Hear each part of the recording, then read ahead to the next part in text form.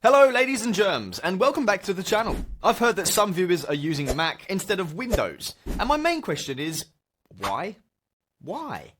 I kid. Mac is a great platform. Contrary to popular belief, your Mac definitely is susceptible to virus attacks. Luckily, users have plenty of choices when it comes to antivirus programs. There are so many, in fact, that it can be hard to choose. But don't worry, my sweet summer child, I am here to help. My name's Josh, and in this video, I'll be rating 5 of the most popular AVs on the Mac platform and giving each of them a score out of 5, based on a number of different elements, like features, ease of use, performance, security, and price. By the end, you'll know which are the best and which are the worst. No time like the present, so let's get straight into it, starting with Norton. Okay, let's just get this one out of the way. As you may know by now, I am a big fan of Norton, and I think it's easily one of the best computer antivirus programs. But Josh, you handsome goofball, this is a review of the best antivirus programs for Mac. Well, my sweet summer child, you're right about that. But a lot of what I said in my Norton review, link in the description, applies here as well. Let's take a look, shall we? In terms of security, Norton's real-time protection is robust, thanks to its artificial intelligence, which governs it. All hail the Norton AI. The AI uses machine learning to locate, isolate, and destroy any bits of malware before they ever have a chance to cause any damage. It includes a smart firewall, which checks out any incoming network traffic and ensures that any data you send isn't funneled to unintended sources. There's also the intrusion prevention system, which monitors illegal attempts at accessing your device. Overall, these features ensure that your Mac device is kept as secure as a bank vault. Unfortunately, some key features that are present in the Windows version, like webcam monitoring, power eraser, and Norton's reputation database, aren't available on the Mac platform. These are by no means essential, but it would be nice to have them.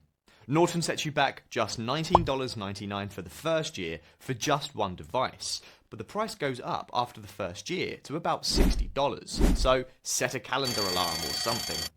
But if you want a little more functionality, such as the presence of a secure VPN, which of course you do, you will need to shell out about $40, which goes up to $85 once the year is up. I could buy 85 bags of crisps with that kind of money. In terms of accessibility and performance, Norton on Mac is just as user-friendly as it is on Windows, though it lacks some of that version's more elaborate features and functions. As such, I'm awarding it 4 stars out of 5. Before we move on, if you're interested in checking Norton out for yourself, then you can find a link to the product in the description box down below. Next, let's take a look at Kaspersky. Now, this one is a little bit controversial given the current political situation. Nevertheless, Kaspersky is still a pretty popular solution among PC users. But how does it fare on Mac devices? Well, it's okay.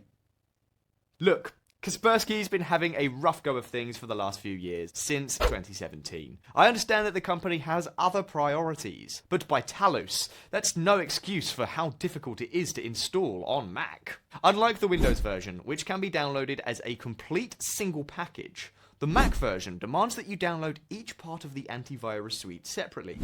Now, this may not be a problem after all. What's a bit of extra legwork anyway? But this process is not communicated clearly at all. Specifically, the Internet Security Password Managers and SafeKids tools are all separate applications, and I can't for the life of me understand why. Once everything is downloaded, they can all be accessed from a single screen anyway, so what gives? Fortunately, that should be the least of your woes. The protection it offers is pretty good. As usual, you have access to a robust real-time protection function that keeps your device safe. My favourite security feature, however, is the Safe Money function, which keeps all of your important credentials safe when you're shopping or banking online.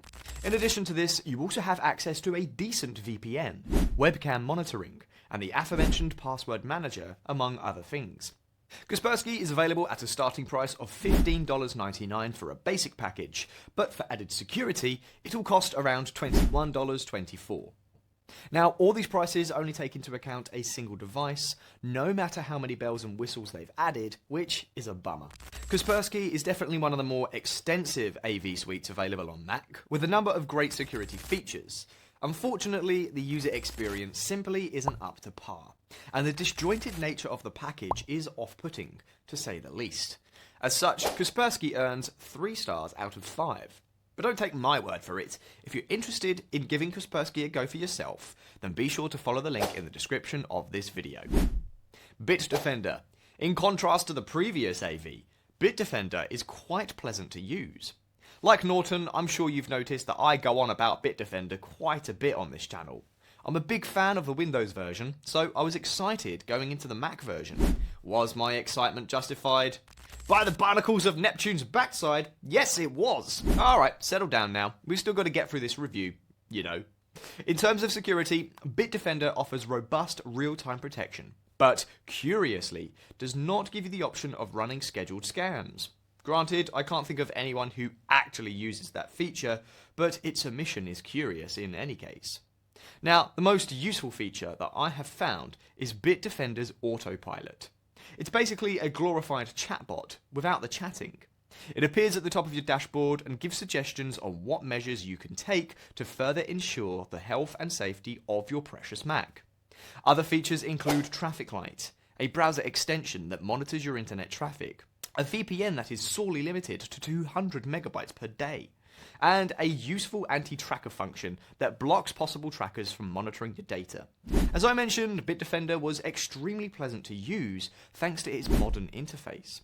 It's a joy to find an antivirus program on Mac that doesn't drop the ball in the UI department. Everything is neatly laid out, and all the features are readily accessible with just a few clicks.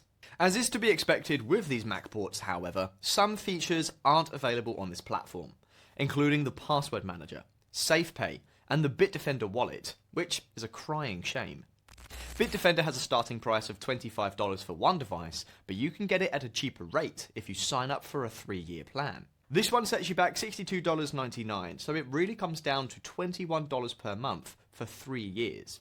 Still, Bitdefender offers one of the best AV experiences available on Mac, thanks to some very handy security features and a buttery smooth and intuitive UI. It's only due to a lack of certain key features that it receives 4.5 stars out of 5. Now, you can applaud, guys. Why stop there? Check out the link in the description to get your hands on Bitdefender for yourself. Fine, be like that. Let's just move on, I guess. Malwarebytes. Malwarebytes, specifically its free version, has been popular amongst Mac users for quite some time. It's proven quick and marginally effective at ridding your device of malicious software. Now, Malwarebytes boasts a full system scan in 15 seconds, but the only problem is that it's got to be told what to do. If you're on the free version, forget about real-time scanning.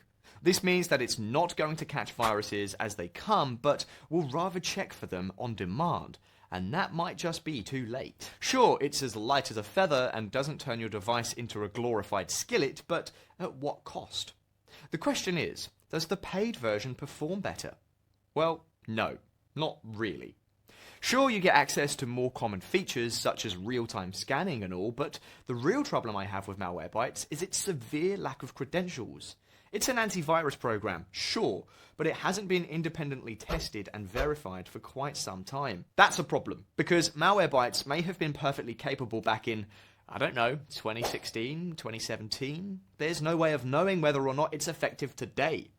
Malware is a continuously evolving organism, taking on many shapes, like the Thing. The malware of today is completely different from the malware of yesterday. Beyond that, Malwarebytes is a fairly intensive program despite its bare-bones structure. That being said, they do price themselves at $3.75 per month, so it's not like they're promising you the moon here. If this were a PC and we were only suggesting the free version, we'd say go for it. But considering all the features that you can get access to with other software at competitive prices, I'd say pass on this one for now. Malwarebytes, it lacks the majority of features that users have come to expect from an AV, and the UI is fine. It's not exactly the most villainous AV out there, but considering what everyone else is doing, we'll have to bump it down to 2 stars out of 5. Let's just move on to our last antivirus program, Avira. Avira is fairly popular amongst Mac users, mostly due to its free version, which has proven to be quite capable. Unlike Malwarebytes, Avira has some credentials. Hooray!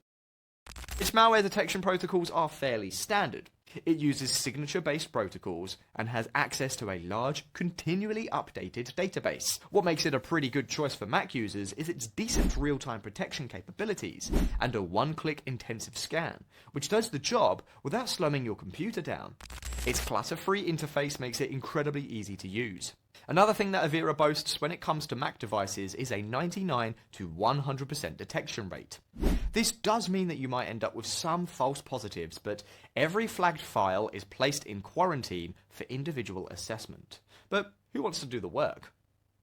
All this good stuff, however, is only available in the Prime bracket, which means that you'll have to shell out up to $40 for the first year, which goes up to the full $100 after the first one's over. That being said, you shouldn't expect anything fancy at SafePay. Avira offers a fairly no-nonsense approach, which unfortunately results in a lack of added functionality despite its effectiveness. Avira is a fairly middle-of-the-road AV that will cover all of the basics at the cost of performance and more extensive features. It's not the most robust AV on this list, but it's not the worst either. As such, I'm giving this one 3 stars out of 5. And that means that the trophy goes to Bitdefender. I know. Believe me, it took a lot of effort to not just declare Norton the winner. But Bitdefender offers the most value for your money, and doesn't lack nearly as many features as some of the other programs. But now I'm curious to hear your thoughts. Leave them in the comments below, please, and don't forget to like and subscribe before you leave. As always, I've been Josh, you've been amazing, and I'll see you in the next video.